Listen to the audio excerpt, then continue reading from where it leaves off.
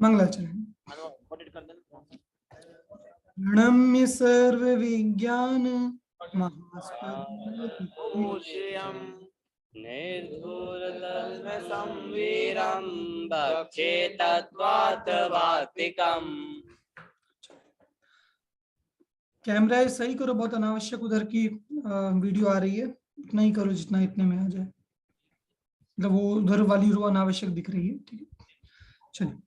आचार्य अकलंग देव द्वारा रचित तत्वार्थ राजवार्तिक ग्रंथ, पहला अध्याय 9वां सूत्र, 5 ज्ञानों की यहाँ पर बात चल रही है।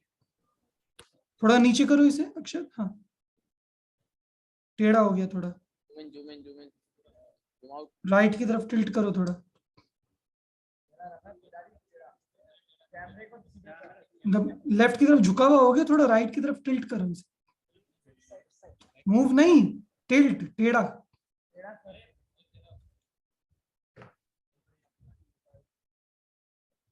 ठीक है, ठीक ठीक ठीक है, ठीक ठीक है, चलो आगे सब आगे बैठो, बस बस बस, बढ़िया, बस बस बैठो बैठो बैठो, ठीक है, चलिए बढ़िया। 5 ज्ञानों में हमने उस दिन जो देखा था, 5 ज्ञानों का स्वरूप हमने आखिरी कक्षा में देखा था, मति ज्ञान, शुद्ध ज्ञान, अवधि ज्ञान, मन परिज्ञान, केवल ज्ञान। किसी का कोई प्रश्न है उस वाले प्रकरण से? नहीं। चलिए, आज हमारे 2 प्रकरण आने हैं। पहला प्रकरण 5 ज्ञानों के क्रम का औचित्य, पहले मति ज्ञान क्यों, फिर शुद्ध ज्ञान क्यों, फिर अवधि, फिर मना परे, फिर केवल क्यों, एक ये आना है।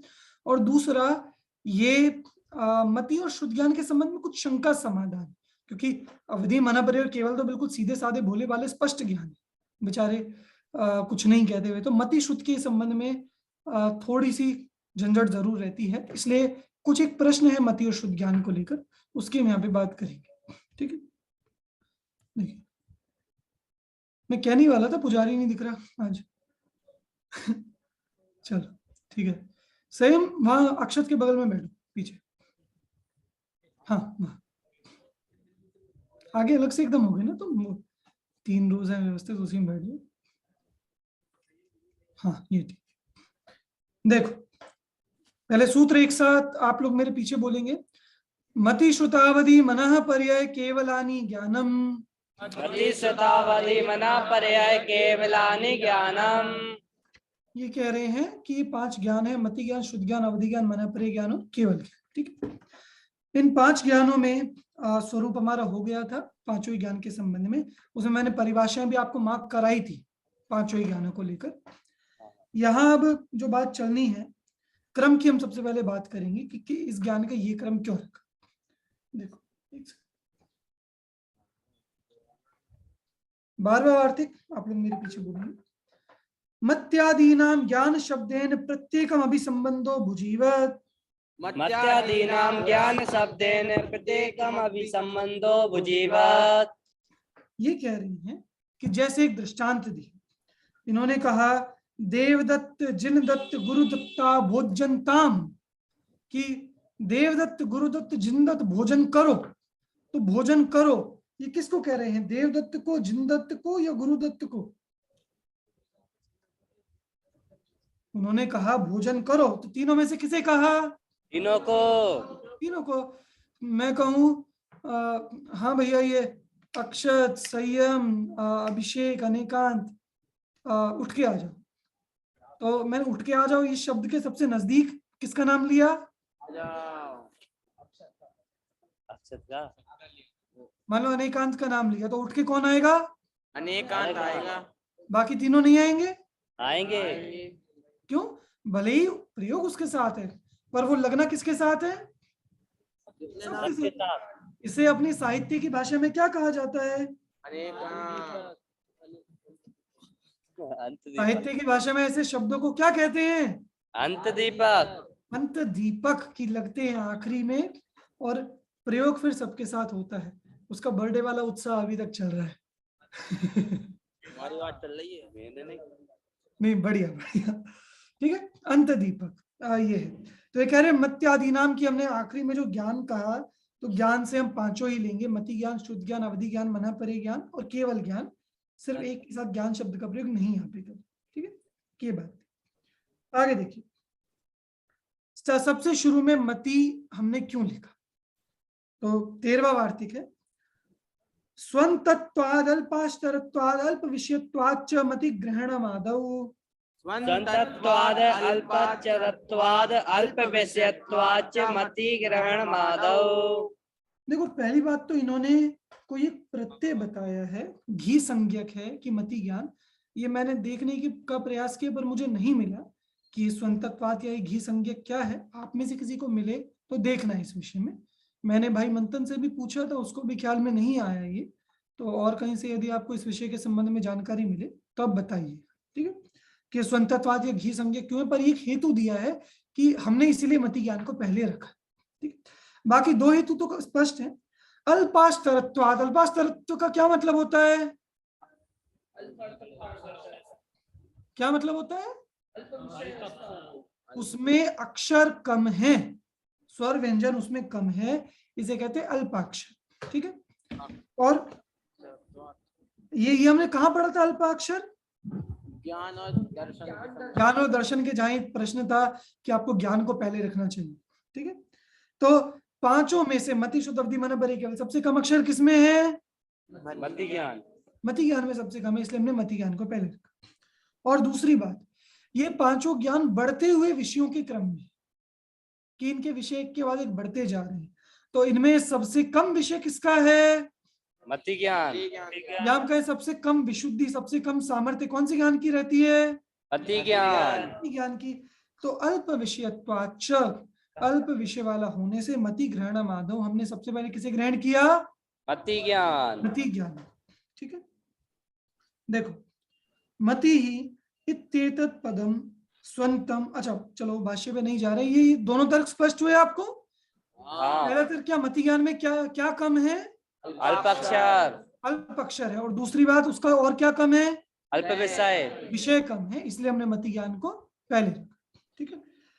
हमने दूसरे नंबर पे किसे रखा? श्रुत्य ज्ञान। क्यों? मति पूर्वक होता है। तदनंतरम श्रुतम तत्पूर्वकत्वात्, तदनंतरम श्रुतम तत्पूर्वकत्वात्। कि मति ज्ञान के बाद हमने शुद्ध ज्ञान को रखा, क्योंकि मति ज्ञान शुद्ध ज्ञान पूर्वक होता है, सीधी सी बात है, ठीक। अच्छा, और हम पांचों ज्ञानों के विषय की बात करें, पांचों ज्ञान में से कौन से ऐसे दो ज्ञान है जिनके विषय सेम है जब आगे विषयों की बात करेंगे?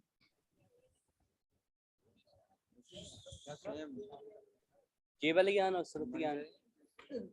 केवल ज्ञान का सर्वद्रव्य पर्यायेषु केवल से, इसका द्रव्येषु सर्व पर्यायेषु कैसे सेम है? नहीं, केवली बताता है ना। मैं विषय की बात कर रहा हूँ, केवली वो अलग बात है, केवली भगवान बताते हैं। उसका है द्रव्य सर्व द्रव्य पर्यायेषु केवल से, अवधि ज्ञान का अलग है। और क्या रूपेश्वदे, उसका तदनंत भाग्य में। कौन से दो ज्ञान है जिनका विषय सेम है? मति और श्रुत। क्या विषय है उनका? परोक्ष है और इंद्रिय मन से होता है। अरे मति शुद्ध ज्ञान तत्वार सूत्र पढ़ा है आप लोगों ने? पढ़ा है क्या? पढ़ा है। इसमें शाश्वत नहीं पढ़ा? तो क्या विषय है मति और शुद्ध ज्ञान का?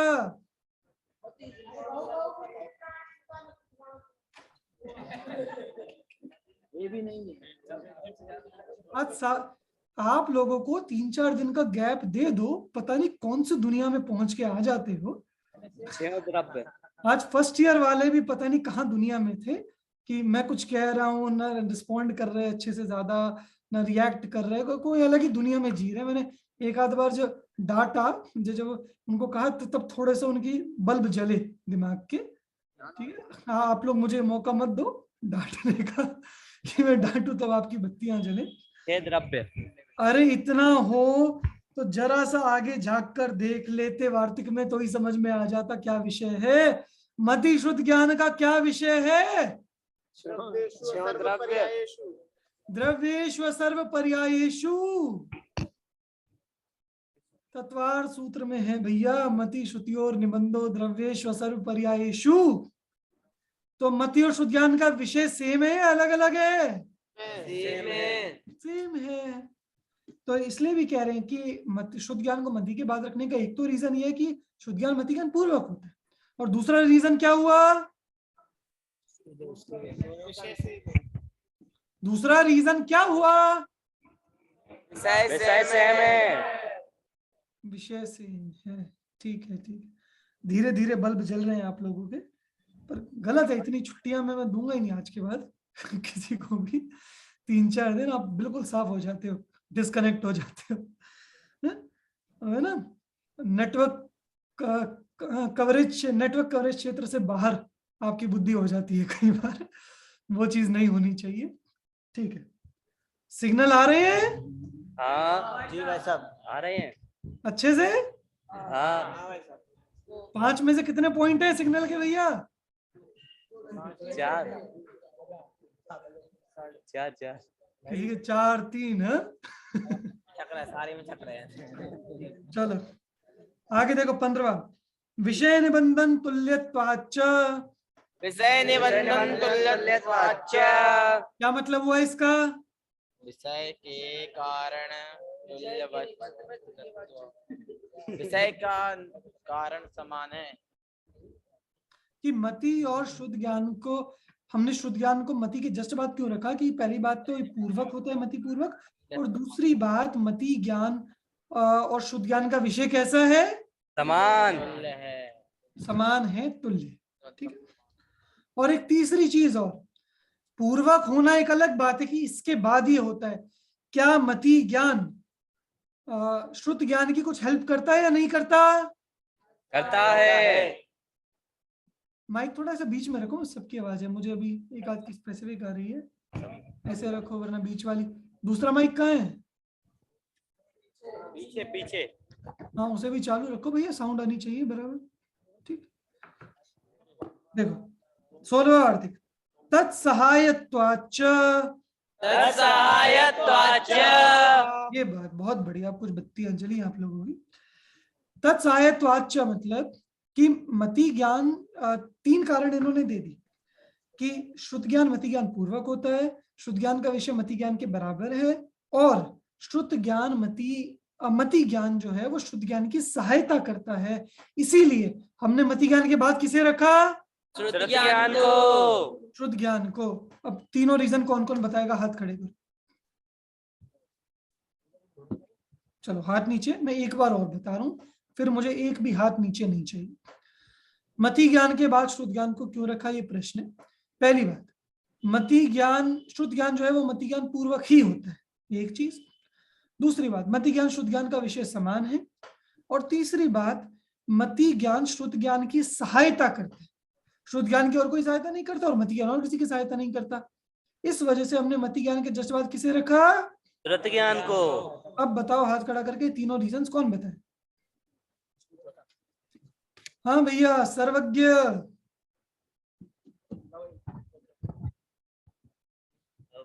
भाई साहब इसमें पहला रीजन उन्होंने बताया कि जो शुद्ध ज्ञान होता है वो मति ज्ञान पूर्वक होता है, इसलिए मति ज्ञान के बाद शुद्ध ज्ञान को रखा। फिर उन्होंने दूसरा रीजन दिया कि दोनों ज्ञान तुल्य हैं, इसलिए मति ज्ञान के बाद शुद्ध ज्ञान को रखा। और फिर दोनों ज्ञान तुल्य है? दोनों ज्ञानों का विषय जो है वो बराबर है। ठीक है। फिर उसके बाद तीसरा उन्होंने बताया कि जो मति ज्ञान, वो जो शुद्ध ज्ञान है उसमें मति ज्ञान सहायता करता है, इसलिए उसके बाद शुद्ध ज्ञान को रखा। बिल्कुल, इन 3 रीजन से हमने मति ज्ञान के बाद शुद्ध ज्ञान को रखा। आगे तो चलो वो तो ठीक है, आपने अवधि ज्ञान को क्यों रखा? तो बोलो ये दो कोई कैटेगरीज है क्या कि मति शुद्ध एक कैटेगरी में आता हो, अवधि मन पर केवल एक कैटेगरी में आता हो? ये कोई कैटेगरी है क्या? क्या है कैटेगरी? प्रत्यक्ष परोक्ष। कि मति शुद्ध ज्ञान परोक्ष है, बाकी तीनों प्रत्यक्ष है। तो हमने प्रत्यक्ष में सबसे पहले किसे रखा? अवधि ज्ञान को। अब एक सोचने वाली बात है, तीनों में जो बढ़ता हुआ क्रम है, अवधि ज्ञान माने पहले क्या चीज बढ़ रही है? उनका विषय बढ़ रहा है, विशुद्धि बढ़ रही है, सूक्ष्मता बढ़ रही है। और उसमें भी विषय की इतनी बड़ी बात नहीं है, सबसे बड़ी बात है विशुद्धि की। अवधि ज्ञान मनापरि ज्ञान में ज्यादा विशुद्धि किसमें होती है? क्या कुछ मिक्स से आंसर है? अवधि ज्ञान मनापरि ज्ञान, मना परे ज्ञान और केवल ज्ञान में ज्यादा विशुद्धि किसमें होती है? केवल ज्ञान में। हाँ ठीक है पारस, समझ धीरे भी सुनाई दे रहा है। केवल ज्ञान में। और अवधि ज्ञान और केवल ज्ञान में से ज्यादा विशुद्धि किसमें होती है? केवल ज्ञान में। सीधी सी बात है, केवल ज्ञान में ही होगी। तो वही देखो 17वां वाक्य, प्रत्यक्ष त्रयस्यादावधि वचनम। प्रत्यक्ष त्रयस्यादावधि भाई अभी भी लेट सुन रही है। विशुद्ध्यभावात्।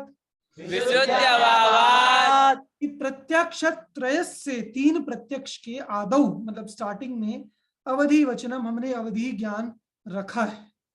ठीक है, विशुद्ध्यभावात्। क्यों? क्योंकि बाकी दोनों की अपेक्षा अवधि ज्ञान में उस विशुद्धि का अभाव है, अवधि ज्ञान में वैसी विशुद्धि नहीं है। ठीक है, तो उसके बाद हमने किसे रखा? मनः पर्याय ज्ञान। केवल ज्ञान को क्यों नहीं रखा? नहीं, उसमें सबसे ज्यादा विशुद्धि है। विशुद्धि ज्यादा है, वो तो सभी कुछ ज्यादा है, वो उसका टाइम भी ज्यादा है, विशुद्धि भी ज्यादा है, विषय भी ज्यादा है, क्या ज्यादा नहीं है उसमें? ठीक है, देखो, ततो विशुद्धतरत्वान् मनः पर्याय ग्रहणम। ततः विशुद्धत्वात् मनः पर्याय ग्रहणम। कि अवधि ज्ञान से ज्यादा विशुद्ध होने से हमने अवधि ज्ञान के बाद किसे ग्रहण किया है? मनः पर्याय। मनः पर्याय ज्ञान। ठीक है, अंते केवल ग्रहणम। अन्ते केवल ग्रहणम। ततः परम ज्ञान प्रकर्षाभावात्। तथा परम ज्ञान प्रकर्षाभावात्। ऐसे नहीं बोलो, ऐसे नहीं, वापस। अंते केवल ग्रहणम। अन्ते केवल ग्रहणम। ततः परम ज्ञान प्रकर्षाभावात्। तथा परम ज्ञान प्रकर्षाभावात्। अंत में हमने किसे ग्रहण किया? केवल ज्ञान को। केवल ज्ञान को। क्यों? क्योंकि वो सबसे विशुद्ध। ततः परम, उसके बाद या उससे उत्कृष्ट ज्ञान प्रकर्षाभावात्, किसी उत्कृष्ट ज्ञान का क्या है? अभाव है, उससे ज्यादा बड़ा कोई ज्ञान इस विश्व में नहीं है। और अच्छा, और सोच,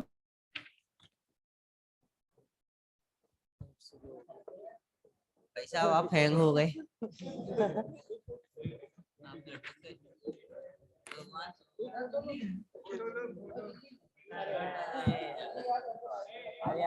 आवाज आ रही है?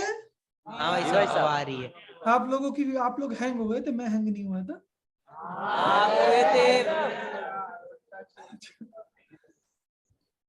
एक मिनट है, इसको कनेक्शन को सही कर लेता हूँ वापस। ठीक है, चलो अभी तो नहीं हो रही हैंग? नहीं भाई साहब ठीक है। देखो, और सोचो, केवल ज्ञान को लास्ट में रखने का विषय सबसे ज्यादा है, विशुद्धि सबसे ज्यादा है, काल सबसे ज्यादा है, और क्या रीजन सोच सकते हैं? उसके अलावा किसी और ज्ञान की जरूरत ही नहीं पड़ेगी, फिर एक बार वो हो जाएगा तो। हेलो हेलो,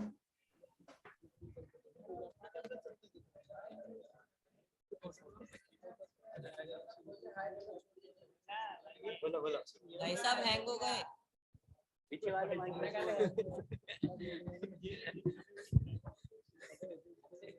बोलो बोलो। अरे भैया भैया आवाज नहीं आ रही।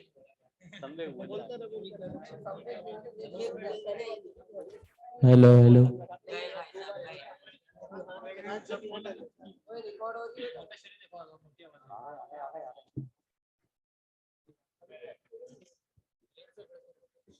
भाई साहब हैंग हो गया वापस?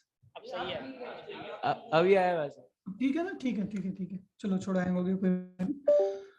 ठीक है, तो मैं बात कर रहा था केवल ज्ञान को लास्ट में रखने के और क्या रीजन हो सकते हैं?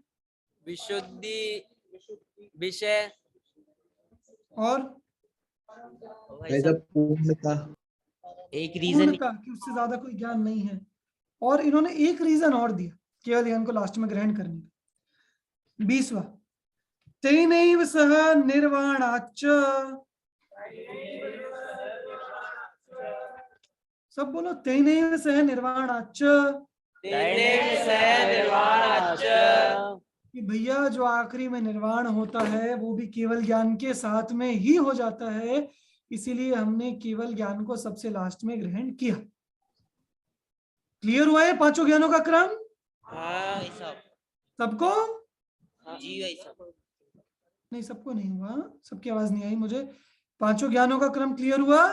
हो गया भाई साहब। और हाथ खड़ा करके बताओ।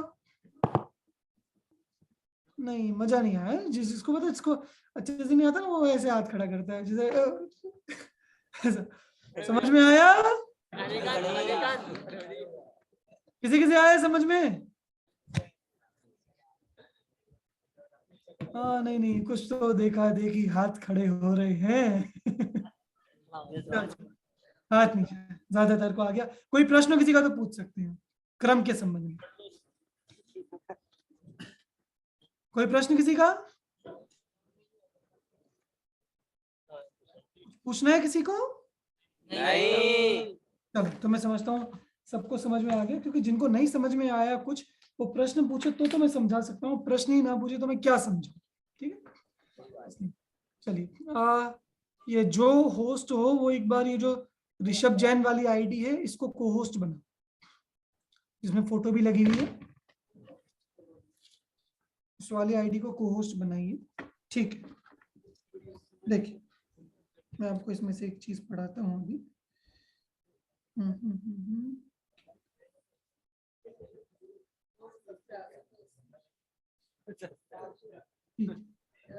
अब देखिए, ये जो आगे की वार्तिक है ना 21 से लेकर 28 तक, इसमें मति शुद्ध ज्ञान से रिलेटेड कुछ प्रश्नोत्तर की है। उन प्रश्नोत्तर को, क्योंकि मैंने देखा था स्टार्टिंग में अगर हम पढ़ते थोड़ा सा हमें कंफ्यूजन हो जाती, इसलिए मैंने एक ऐसा चार्ट इसको कर लिया है। ये आप सबको दिख रहा है ये चार्ट? ठीक है ना? ये सूत्र एक वार्तिक 21 से 28 तक के उसका है, मति और शुद्ध ज्ञान के संबंध। ठीक है, यहाँ शंका है, समाधान है, हम एक एक शंका देखते हैं और एक एक समाधान करते हैं। ठीक है, पहली शंका इन्होंने की, क्या शंका की? मति और शुद्ध में एकत्व। ये कह रहे हैं मति ज्ञान और शुद्ध ज्ञान में एकत्व है, मतलब दोनों एक ही चीज। अब उसके हेतु दे रहे हैं, कितने हेतु देंगे यहाँ पे उसके? 1 2 3 4 5। चार। वो पांचवा प्रश्न अलग है। ये चार, इसलिए मैंने यहां से ऐसे बताया ना कि ये चार का एक कॉलम करके एक बना दिया। तो ये चार हेतु किस बात के हैं? कि मति ज्ञान और शुद्ध ज्ञान में एकत्व मति और शुद्ध ज्ञान में एकत्व है। तो ये एक एक हेतु प्रेजेंट करेंगे, हम उसका खंडन करें। ठीक है, पहला हेतु ये कह रहे हैं, बोलो, मति और शुद्ध ज्ञान एक व्यक्ति में एक साथ होते हैं या अलग अलग व्यक्तियों में अलग अलग होते हैं? एक साथ होते हैं। आप में से मति ज्ञान किसको है?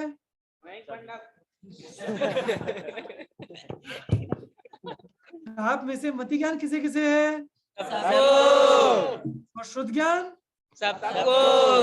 तो वही कह रहे हैं कि साहचर्य होने से, कि एक तो साथ में रह रहे हैं ये दोनों ज्ञान, और एकत्र अवस्थान होने से एक ही व्यक्ति में, जीव में एक साथ पाए जाते हैं। बोलो, आज तक आपने कभी देखा हो किसी में मति ज्ञान और शुद्ध ज्ञान ना हो? देखा है क्या? नहीं। शुद्ध ज्ञान और मति ज्ञान ना हो? होता है क्या? नहीं होता है। नहीं होता। तो इससे किसी को क्या भ्रम खड़ा हो सकता है? कि दोनों एक साथ मतलब कि एक। दोनों एक ही हैं, दोनों के एकत्व।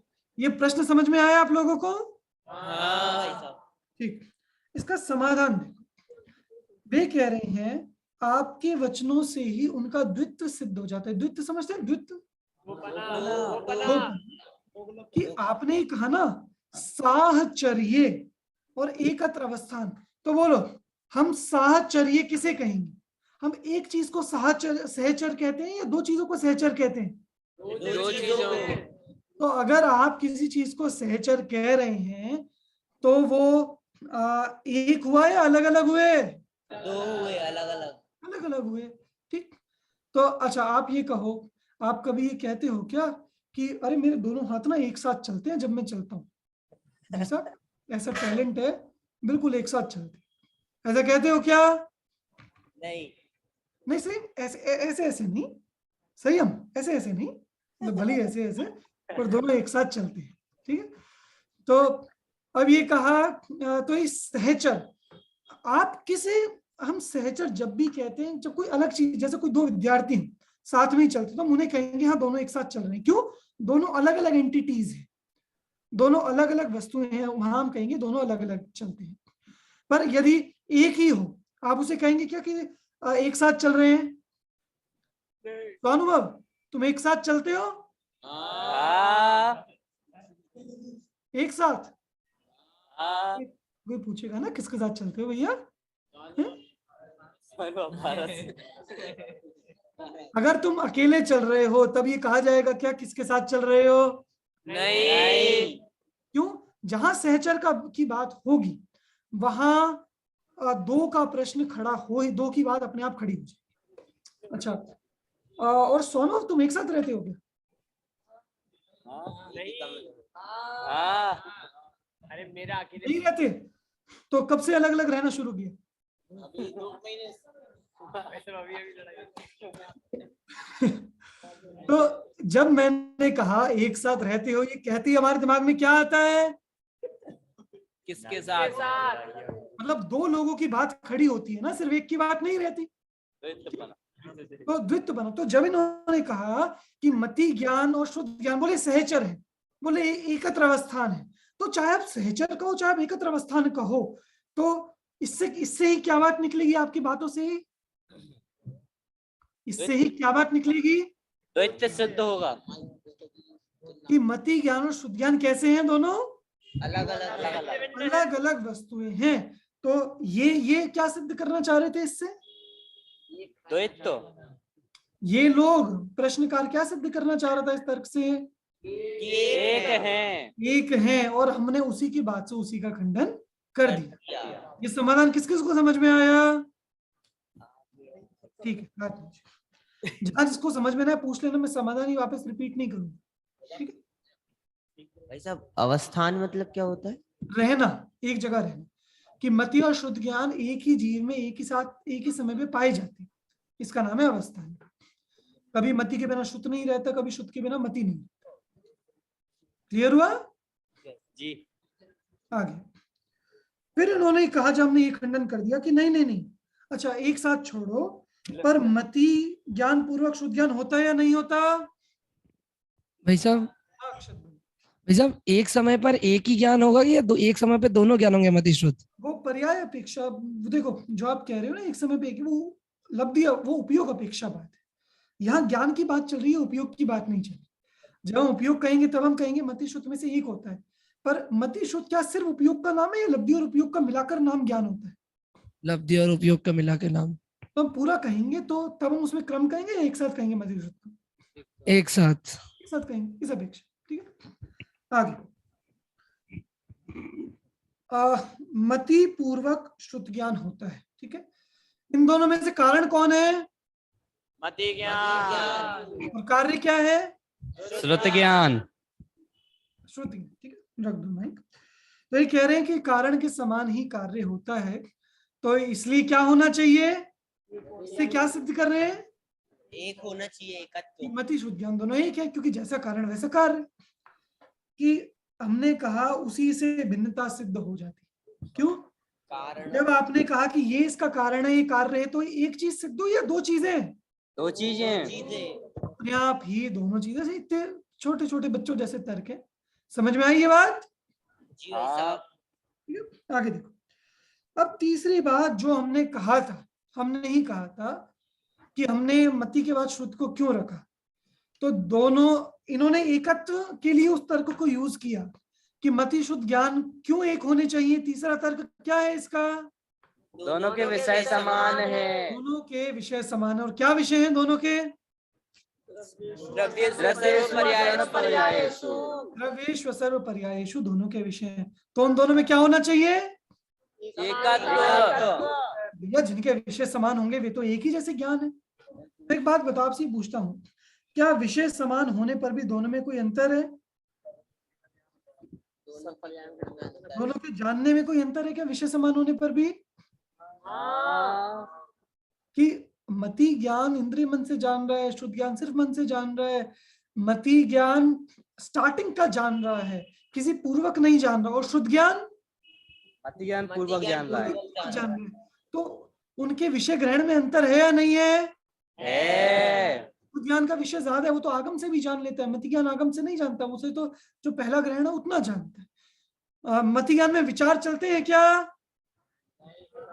नहीं नहीं। और शुद्ध ज्ञान में शुद्ध ज्ञान में चलते हैं। चलते हैं। तो दोनों के विषय बराबर हैं या नहीं है? विषय बराबर है और जानने का तरीका अलग अलग अलग अलग है। ठीक है, तो इन्होंने इसका समाधान दिया कि दोनों के ग्रहण में अंतर है, दोनों का ग्रहण अलग अलग होता है, इसीलिए भी क्या नहीं है? दोनों में एकत्व नहीं है। दोनों में एकत्व नहीं। ठीक, 3 तर्क हुए इसमें, 3 तर्कों का खंडन। चौथी, अब इन्होंने कहा कि दोनों ही कैसे पैदा होते हैं? इंद्रिय और मन के निमित्त से। तो वास्तव में है क्या ऐसा कि दोनों इंद्रिय मन से होते हैं? नहीं। इंद्रिय मन से कौन होता है? मति ज्ञान। और शुद्ध ज्ञान कैसे होता है? शुद्ध ज्ञान किससे होता है? इंद्रिय से, मन से, दोनों से? मन से। फिर मन से होता है शुद्ध ज्ञान। ठीक है, शुद्ध ज्ञान में इंद्रिय का निमित्तपना असिद्ध है, शुद्ध ज्ञान में इंद्रिय नहीं होती। ठीक है, और कैसे नहीं होता कि देखो, किसी ने कहा क्या बात करते हो, किसी ने कुछ बोला तो सुनाई देता है या नहीं देता? मैंने बोला घड़ा, तो आपको घट संबंधी जो ज्ञान हुआ, ये कौन सा ज्ञान है? शुद्ध ज्ञान। तो ये कह रहे हैं कि देखो, शुद्ध ज्ञान ही हुआ ना, तो किसी ने जीभ से बोला, किसी ने कान से सुना, तो इंद्रिय निमित्त हुई या नहीं हुई? शुद्ध ज्ञान में निमित्त हुई। ऐसा प्रश्नकार कह रहे हैं। आचार्य कह रहे कि नहीं, इंद्रिय निमित्त नहीं। क्यों? देखो, जो वक्ता की जिह्वा से बोलना अथवा श्रोता के कर्णों से सुनना होता है, वो मति ज्ञान में निमित्त है, शुद्ध ज्ञान के विषय में नहीं। शब्द सुनने के बाद मन से जो अर्थ ज्ञान होता है, वो शुद्ध ज्ञान। ये एक बहुत बहुत अच्छा अंतर है मति शुद्ध ज्ञान में, जो बिल्कुल ख्याल में होना चाहिए। मैंने बोला घड़ा, और आपके दिमाग में घड़े की इमेज आई या नहीं आई? आई। किसके दिमाग में आई? सबके दिमाग में आई। मैंने कहा विदाई, दिमाग में कुछ इमेज आई? इमेज भी आई, इमोशंस भी आए, सब आया, बहुत कुछ आया। तो बताओ, इसमें कहां तक मति ज्ञान है और कहां शुद्ध ज्ञान? विदाई शब्द का ग्रहण, जो सुना, शब्द से शब्द सुना कान में, ये कौन सा ज्ञान हुआ? शब्द जो सुना, विदाई, ये कौन सा ज्ञान हुआ? मति ज्ञान। और इसका जो भाव भाषण हुआ, सारे इमोशंस आ गए, वो कौन सा ज्ञान हुआ? शुद्ध ज्ञान। शुद्ध ज्ञान। ठीक है, दोनों में अंतर समझ में आ गया ना? इंद्रिय से जो कान से सुनते हैं वो मति ज्ञान है, वो शुद्ध ज्ञान नहीं है, और वहां तक मति ज्ञान। और उसके आगे जो हम अर्थ का विचार करते हैं, जानना होता है, वो कौन सा ज्ञान है? शुद्ध ज्ञान। शुद्ध ज्ञान। ये वाला किस किस को क्लियर हुआ? ये वाला तर्क का खंडन समझ में आया सबको? बढ़िया। और आखिरी जो इन्होंने ये तर्क दिया है कि ये कह रहे हैं कि अच्छा, तो शुद्ध ज्ञान इंद्रिय से होता है या मन से होता है? किससे होता है? मन से। शुद्ध ज्ञान किससे होता है? इंद्रिय से या मन से? मन से। मन से। तो ये कह रहे हैं अगर मन से होता है, फिर तो इसमें ईहा आदि मति ज्ञान का प्रसंग आएगा। क्यों? ईहा मति ज्ञान में भी मन होता है, अवाय में भी होता है, धारणा में भी मन होता है, अवग्रह में भी मन होता है। तो आप ये तो कह रहे हैं कि भाई मन उसमें भी होता है। अब देखो, सीधा सा प्रश्न क्या है, आप प्रश्न समझना कि मन का प्रयोग मति ज्ञान में भी होता है और मन का प्रयोग शुद्ध ज्ञान में भी होता है। इस तो ये कह रहे हैं, फिर मन अपेक्षा दोनों में क्या डिफरेंस है? प्रश्न क्लियर हो रहा है मैं क्या कह रहा हूं? कि मन अपेक्षा मति ज्ञान में और शुद्ध ज्ञान में क्या डिफरेंस है, ऐसे इन्होंने प्रश्न किया। उत्तर देखिए कि इहा आदि इंद्रियों द्वारा गृहीत विषय को जानते हैं, शुद्ध का विषय अपूर्व है। देखिए, एक सीधी सी बात करूं कि मति ज्ञान और शुद्ध ज्ञान जो दोनों ही मन से होते हैं, दोनों में क्या डिफरेंस है?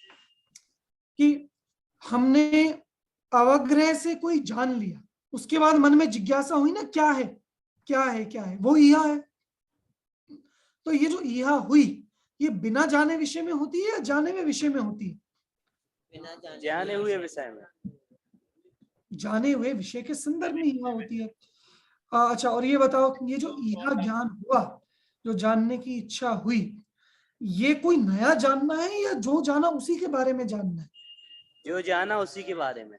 कोई नए जानने की तो बात है नहीं यहाँ पे, ठीक है। पर श्रुत ज्ञान में यद्यपि वो होता मति ज्ञान पूर्वक ही है, पर उसमें उसी को जानना होता है या उसी के बारे में कुछ नया जानना होता है? नया जानना।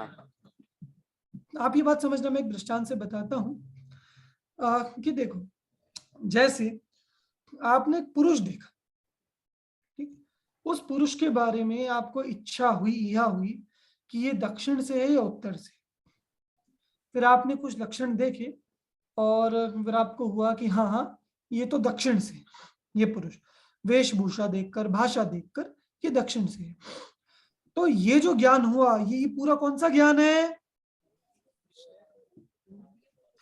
ये जो पूरा ज्ञान हुआ, ये पूरा प्रोसेस कौन से ज्ञान में है? दोनों में आएगा। आप लोगों को समझ में नहीं आ रहा मैं क्या कह रहा हूं?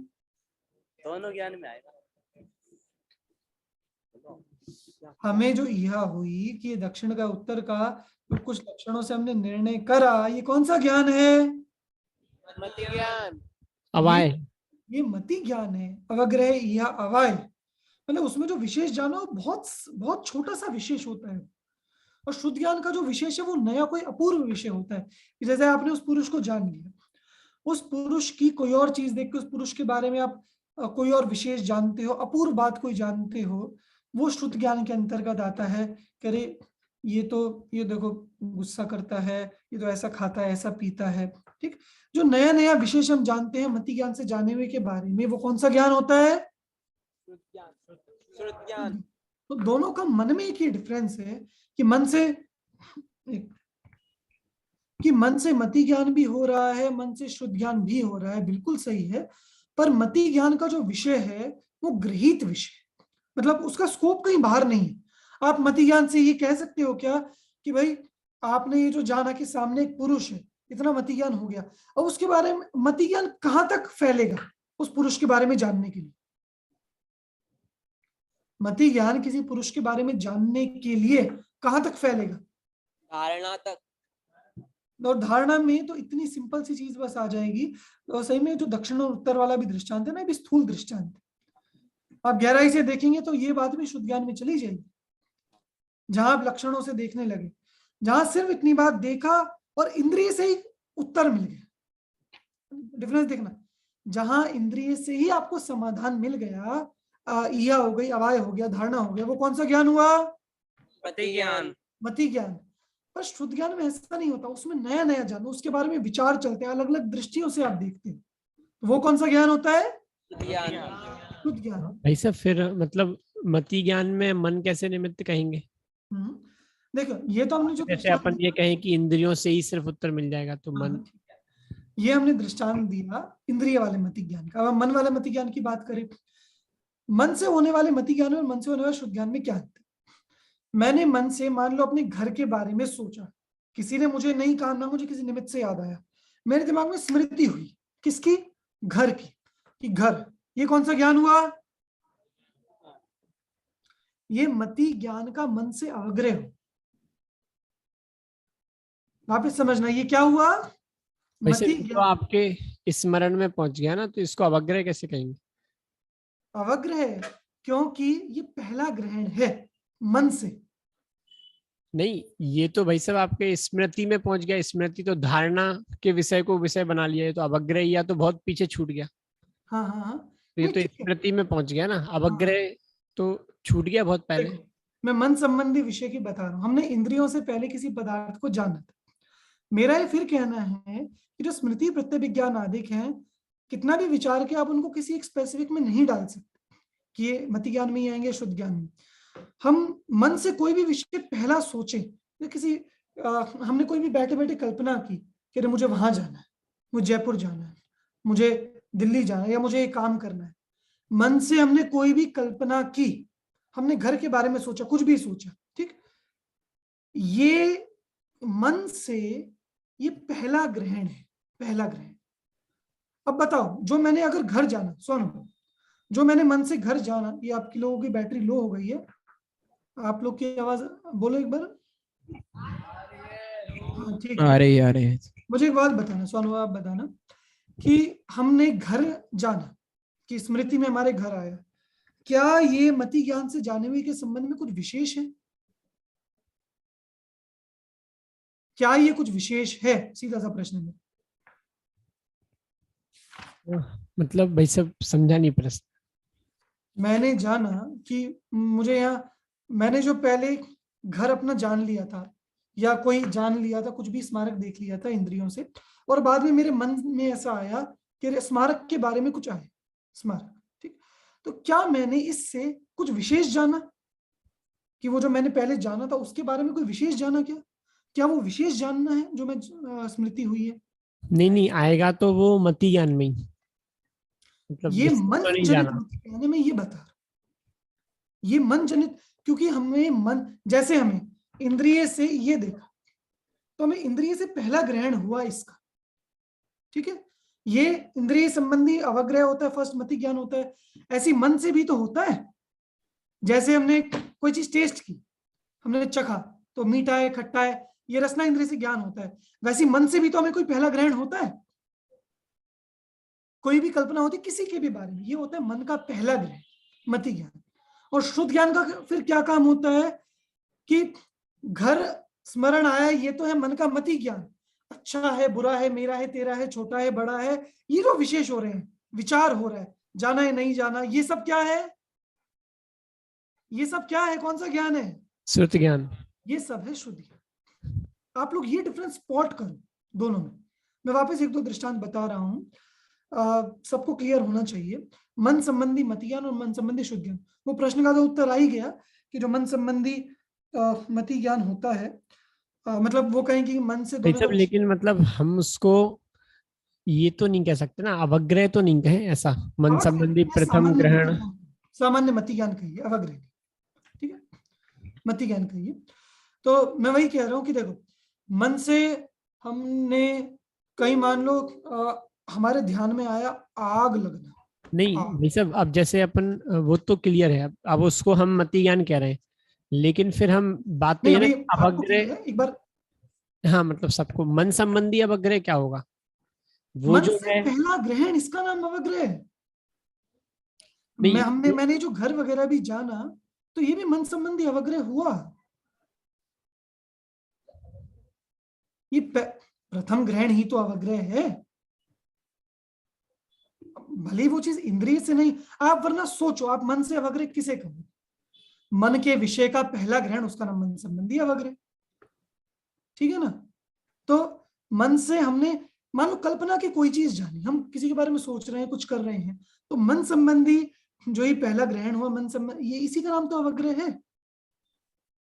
और मान लो हमने पहले जानने भी, उसी में इहा हुई, उसी का आपको अवाय हुआ, उसी की धारणा हुई, मन में भी चारों चीजें हो जाती हैं, क्योंकि मन से भी ये चारों होते हैं, ये क्रम से, अवग्रह, इहा, अवाय, धारणा, बिल्कुल होते हैं। भाई सब मन संबंधी अवग्रह और मन संबंधी स्मृति में क्या अंतर रह जाएगा? नहीं, मैं तो कहूँ आप अंतर कर क्यों रहे हो? उस स्मृति को मति ज्ञान कहो ना, क्या परेशानी? नहीं नहीं, वैसे मन संबंधी अवग्रह और मन संबंधी स्मृति में तो भेद करना पड़ेगा ना, क्योंकि स्मृति तो बहुत अवग्रह या अवाय धारणा के बाद फिर वो स्मृति का विषय बनेगी। तो मन संबंधी अवग्रह और मन संबंधी स्मृति में क्या भेद होगा? मन से दोनों में ये भेद होगा, स्मृति में तो सविशेष स्पष्ट जानना होता है, विशेष सहित स्पष्ट स्मृति में, अवग्रह में सामान्य जानना होता है।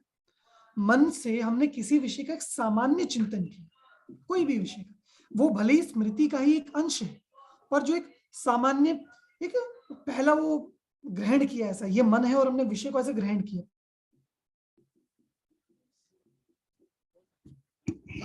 सब आवाज नहीं आ रही, आप अटक गए।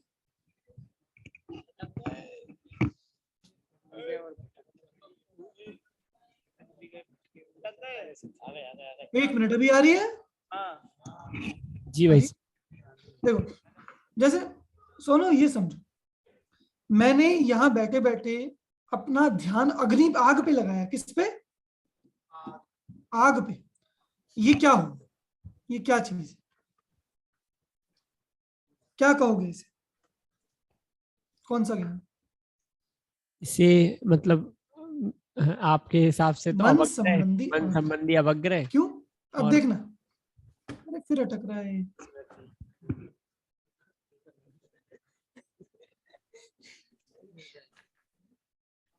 फिर गए। Hello hello hello. आवाज आ रही भाई सब? भाई साहब आप अटक रहे हो मतलब थोड़ी देर ऐसा। वीडियो बंद कर लो। आप लोग को आवाज आ रही है? हाँ हाँ भाई साहब आ रही है और अटक भी रही है। भैया वीडियो बंद कर लो थोड़ी देर, वो ऑडियो चला लो। अभी आवाज स्पष्ट आ रही है? हाँ तो ठीक है, आप लोग आवाज सुनो। मुझे वही बताओ कि मैंने, मेरे आंखों के सामने आग आ गई, मैंने कहीं आग देखा, आग देखी, ये क्या है? कौन सा ज्ञान? स्वामी, ये तो मतलब अवग्रह सबसे पहले देखा आपने। कौन सा, किससे संबंधित अवग्रह? कौन सा अवग्रह? इंद्रियों से अवग्रह हुआ आपको। स्मृति अवग्रह। चक्षु इंद्रिय संबंधी अवग्रह। चक्षु इंद्रिय संबंधी आपने भाई साहब अग्नि अगर मतलब उसी समय मन काम नहीं कर सकता क्या? नहीं, देखिए, जहां इंद्रिय पूर्वक मन कर रहा है, ठीक है, मन से फिर यह आदि कुछ हो सकते हैं, मैं उसकी बात नहीं कर रहा, होंगे, पर मन संबंधी आप अवग्रह का प्रश्न कर रहे हो ना। जहां इंद्रियों से जो चीज दिख रही है वहां मन अवग्रह क्यों करेगा? मन तो उसके बारे में सोचेगा, और जो अवग्रह कर लिया है वो तो और सोचेगा ना उसके बारे में। मतलब मुझे एक बात बताओ, मैंने ऐसे, मेरे सामने आग यहां आई और मैंने अग्नि देखी इसमें, और बैठे बैठे मुझे अग्नि ध्यान में आई और मैंने अग्नि देखी, दोनों में क्या डिफरेंस? बता। बाकी लोग भी सोचो, जो बात चल रही है सिर्फ स्वानुभव से नहीं चल रही, बाकी सब भी विचार करो। दोनों में जानने में क्या डिफरेंस है? हेलो, आवाज आ रही है भैया? हाँ आ रही है, बोलो। हाँ भाई साहब आ रही है आवाज। हाँ, आप मतलब जो आपको आपने सोचा वो अवग्रह में नहीं जाएगा, वो तो स्मृति में जाएगा, मतलब जितना मुझे समझ में आ रहा है। और अभी सामने जो आग दिखी वो उसी समय इंद्रिय और मन दोनों काम करेंगे, और वो इंद्रिय और मन संबंधी अच्छा, अवग्रह। मुझे कोई स्पेसिफिक अग्नि याद नहीं आई, मुझे अग्नि मात्र याद आई, अब क्या कहोगे? भाई साहब अवग्रह में तो सिर्फ कुछ है इस प्रकार का आता है ना, अग्नि आ गई इसका मतलब ये अवग्रह नहीं बचा, वो तो कुछ है, जब तक वो अवग्रह रहेगा। और जैसे ही वो अग्नि है ये आ गया तो वो तो धारणा में चली जाएगी ना, आप प्रत्यक्ष। अनध्यवसाय में क्यों ले जा रहे हो? क्योंकि भाई साहब ईहा पूर्व ईहा होगी तो अवग्रह कहलाएगा, अगर उसकी ईहा नहीं है तो अरे अवग्रह। कुछ है, ये किसने कहा कुछ है ऐसा आता है अवग्रह में? कि मिथ्यालोचन मात्र अनध्यवसाय, कुछ है, ये तो अनध्यवसाय में जाता है। अवग्रह में विषय का पहला ग्रहण होता है कि ये वो मतलब, जो आप ये भी कहते हैं ना कुछ है, वो अनध्यवसाय से कंफ्यूज मत करो उस चीज को, कि अगर वो दर्शन जैसा है, अनध्यवसाय जैसा होता है। मतलब एक फर्स्ट ग्रहण तो क्लियर होता है ना, फिर भले ही ईहा होती है उसके बारे में। बोलो अक्षर, क्या कह रहे हो? भाई साहब अवग्रह फिर कहते किसे हैं, एक परिभाषा तो क्या बनेगी? अवग्रह की सीधी सी परिभाषा है, एक सेकंड, मुझे सर्वार्थ सिद्धि की शब्द याद करने दो। विषय और विषयी के, विषय विषयी क्या, उस समानांतर समुत्पन्न सामान्य अवलोकन के पश्चात जो पहला ग्रहण होता है वो अवग्रह, ऐसे ही है ना कुछ परिभाषा? इंद्रियार्थ समावधान समानांतर सत्तालोचन मात्र ग्राही, ऐसे मतलब मुझे भी भाई सब उसके बाद समुत्पन्न समानांतर सत्तालोचन ग्राही, तदनंतर उसमें जो और विशेष जानना होता है। तो अवग्रह में भी एक सामान्य जानना, अक्षर एक सामान्य इतना जानना कि अग्नि है, ठीक है, इतना जानना अवग्रह में कोई दिक्कत नहीं है, बिल्कुल।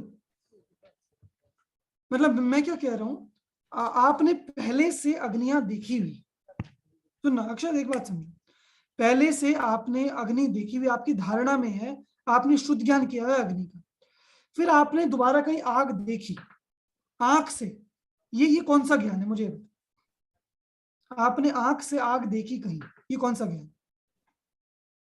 भाई साहब सामने आग देखी वो प्रत्यक्ष। कौन सा ज्ञान है? प्रत्यक्ष तो मुझे भी पता है।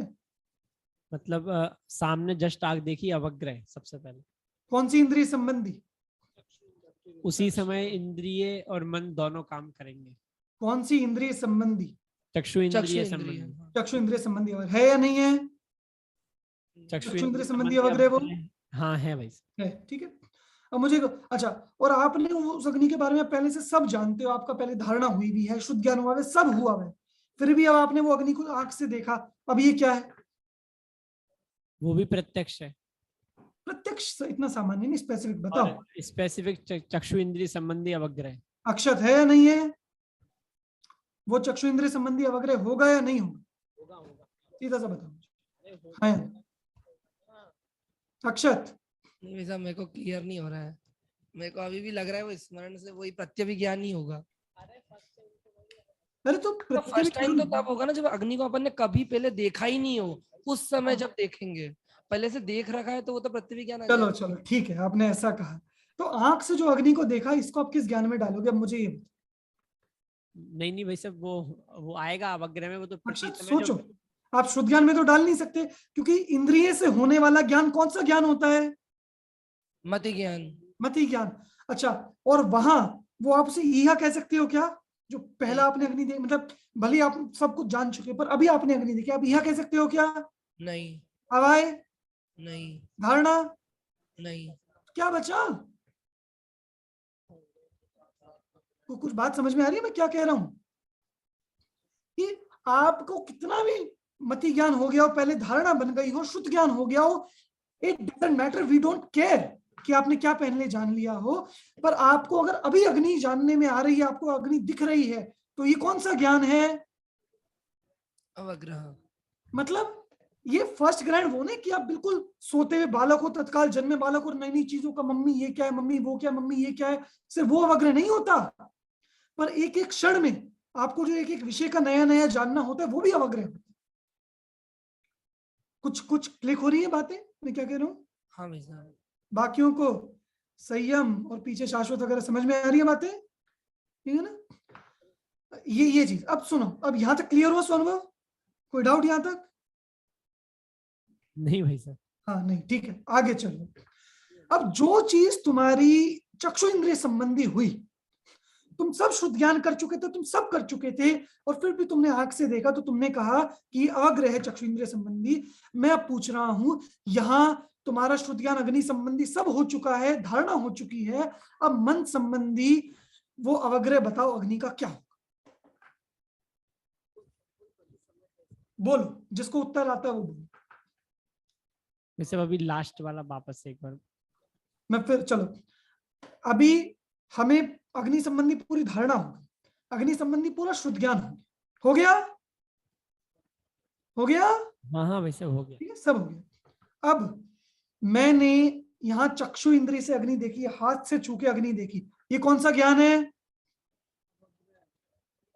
कौन सा ज्ञान है? अवग्रह अवग्रह। चक्षु इंद्रिय वाला अवग्रह। अब ऐसे ही अग्नि को विषय करने वाला मन का अवग्रह क्या होगा?